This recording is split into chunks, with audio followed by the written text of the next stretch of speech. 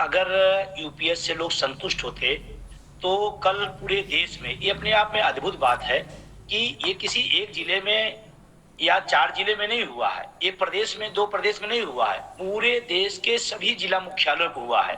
और ये जो भीड़ आई है कल जिलों जिलों पे आई है, ये न किराए पे लाए गए हैं, न इनको खरीदा गया है, न इनको जबरदस्ती बस में भर के लाया गया है रैलियों की तरह। ये स्वतः अपने हित अहित को समझते हुए सड़कों पे आए हैं। अगर इस बात का ये द्योतक है कि ना एनपीएस ना यूपीएस इनको पसंद नहीं है। अब उसके कारण क्या है? पिछले 20 सालों से यही सरकार कह रही थी कि एनपीएस बहुत अच्छी है, बहुत ही शानदार योजना है। फिर अचानक उनने स्वीकार किया तो यूपीएस ला खड़ा कर दिया। इसका मतलब जो बात पिछले कई सालों से कही जा रही थी वो बिल्कुल सही है, वो बिल्कुल सही थी कि एनपीएस ठीक नहीं थी, तभी तो यूपीएस लाई। अब जब कहा जा रहा है कि यूपीएस ठीक नहीं है, ये उद्योगपतियों के लिए लाई गई व्यवस्था है, इसमें कर्मचारियों का कोई फायदा नहीं है। और मैं बड़ी जिम्मेदारी के साथ कहता हूं, न प्रदेश का न देश का कोई फायदा है, क्योंकि पैसा ये हमारा और सरकारी कर्मचारी का और सरकार का पैसा उद्योगपति ले जा रहे हैं। उनका फायदा हो सकता है लेकिन कर्मचारी का और देश का फायदा नहीं। और इस बात का कल प्रमाण हो गया कि इसको पूरे देश ने नकार दिया। इतनी बड़ी संख्या में, इतनी बड़ी, पूरा देश कोई छोटा मोटा देश नहीं है। कन्याकुमारी से लेकर कश्मीर तक, अटक से लेकर कटक तक हर राज्यों में विशाल प्रदर्शन हुआ है। और प्रधानमंत्री जी से या सरकार से बस निवेदन इतने हैं, ये इसलिए आक्रोश हुआ कि हमें एनपीएस यूपीएस स्वीकार नहीं है, हमें चाहिए पुरानी पेंशन, हमें वही हूबहू पुरानी पेंशन दे दीजिए। कुछ कभी कभी तर्क दो तरह का दिया जाता है। एक तरफ कहा जाता है कि पैसे की कमी है इसलिए योजना आई है, एक तरफ कहा जाता है आपको ज्यादा देना है इसलिए लाई गई है।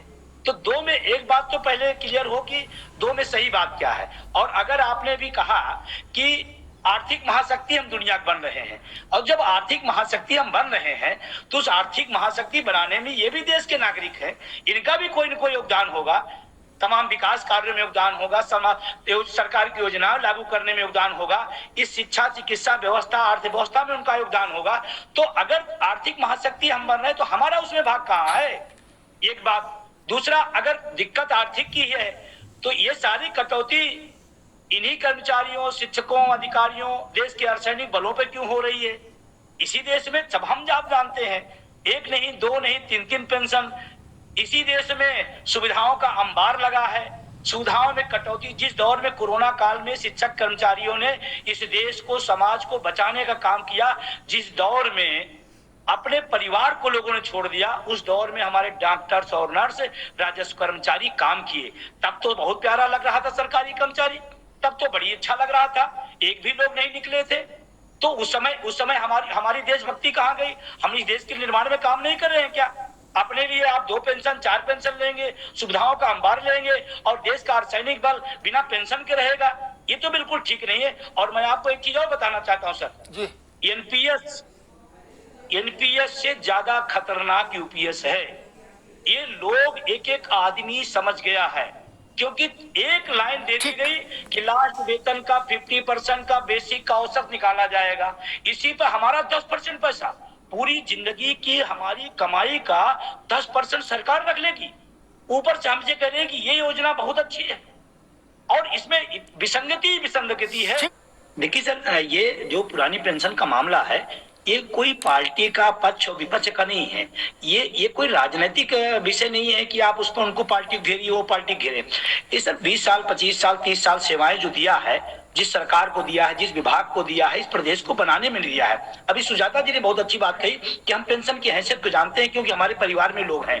और मैं जितने लोग हैं यहाँ बैठे होंगे या नहीं होंगे, आप किसी भी व्यक्ति के पास जाइए तो लास्ट में उसका जो अंतिम निचोड़ होता है जीवन का, वो कहता है भैया बेटा बेटी तो ठीक है, परिवार भी ठीक है, लेकिन अगर ये पेंशन न होती तो शायद हम जिस ढंग से जी पा रहे हैं वो न जी पाते। और ये एक स्वाभाविक और मानवीय दृष्टिकोण है। जब हम पेंशन पाते हैं तो कहीं न कहीं परिवार का, नाती पोतों का, या जो परिवार के अन्य सदस्य होते हैं उनका एक रुझान होता है कि चलो ये अपने परिवार के हैं। ये हमारे जीवन मरण का प्रश्न है, ये राजनीति का विषय न बनाए कि ये पार्टी ने किया वो पार्टी ने किया, ये विषय नहीं है। हम इतने जानना चाहते हैं, क्या हमने 25 साल 30 साल सेवाएं दिया है, इस देश के शिक्षकों कर्मचारियों का इस देश के विकास में कोई योगदान है? अगर योगदान है तो क्या वो रिटायर होने के बाद कंपनियों के पीछे दौड़े, बैंकों के पीछे दौड़े, उद्योगपतियों के पीछे दौड़े कि भाई मेरी पेंशन कहाँ है। बाद में उसने कह दिया हमारा तो आपका कोई अनुबंध हुआ नहीं है, सरकार जाने आप जानिए।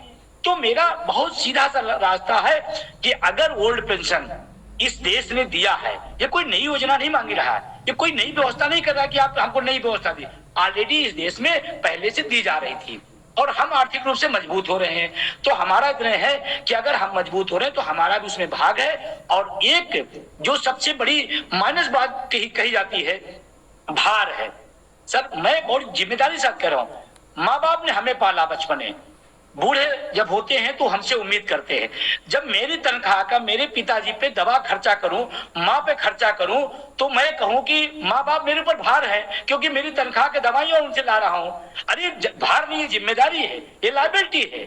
लोक कल्याणकारी राज्य है, उस लोक कल्याणकारी राज्य का पहलू है शिक्षा, चिकित्सा, सामाजिक सुरक्षा, ये उसकी जिम्मेदारी है। और जिम्मेदारी से भाग करके आप ये कहें कि नहीं नहीं ऐसा नहीं हो सकता, वैसा नहीं हो सकता है, तो बड़ी मानवीय संवेदनाएं हैं। ये हमारे जीवन मरण का प्रश्न है। और एक बात मैं कहूं सर, आज ही मेरे पास 2-3 फोन आए थे अर्धसैनिक बलों का। सर मैं बहुत जिम्मेदारी से कहता हूं, बहुत पीड़ा में है, बहुत पीड़ा में लोग हैं। वो कहते हैं कि मेरा क्या होगा, मैं तो देश की सुरक्षा कर रहा हूं, मैं तो अपने परिवार से हजारों किलोमीटर दूर, अपने बच्चों से, परिवार से, माँ बाप से दूर हैं। हम किस लिए आए? देश की सेवा करने आए। देश की सेवा तो हम कर रहे हैं, देश की सुरक्षा कर रहे हैं, लेकिन हमारे बुढ़ापे की सुरक्षा सरकार बना कर रही है। ये कौन सा राष्ट्रवाद है? किस राष्ट्रभक्ति की बात होती है? क्या राष्ट्रभक्ति अर्धसैनिक बलों पर उनके लिए नहीं नियम है क्या?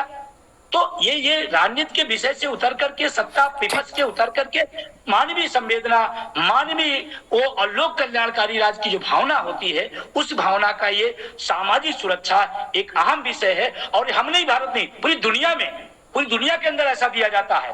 वो तो कई देशों में तो सरकार पूरी जिम्मेदारी लेती है कि ये बूढ़े होने के बाद सरकार की जिम्मेदारी है। हम तो सिर्फ रिटायर होने के बाद पेंशन की बात कर रहे हैं। यहाँ तो लोग वेतन और पेंशन 7 साल लेते हैं, एक का वेतन ले रहे हैं, दूसरे का पेंशन ले रहे हैं। ठीक, 1000 उदाहरण। ठीक है, बड़ी विनम्रता से राजनीतिक दलों से मेरा निवेदन है। और मुद्दों बात जब हो तो मुद्दों को भड़काए नहीं। अविरल भाई ने अभी बड़ी बड़ी बातें की, पेंशन पे एक शब्द इनका नहीं आया। आपत्ति है मुझे, आपको ही कहना चाहिए कि नहीं, अगर सरकार या लोग डिमांड कर रहे हैं तो हम एक प्रतिनिधि आते हैं सरकार के, हम सरकार से बात रखेंगे, हम कहेंगे। इधर उधर की बातें हो रही, जो विषय उसकी बात ना होना।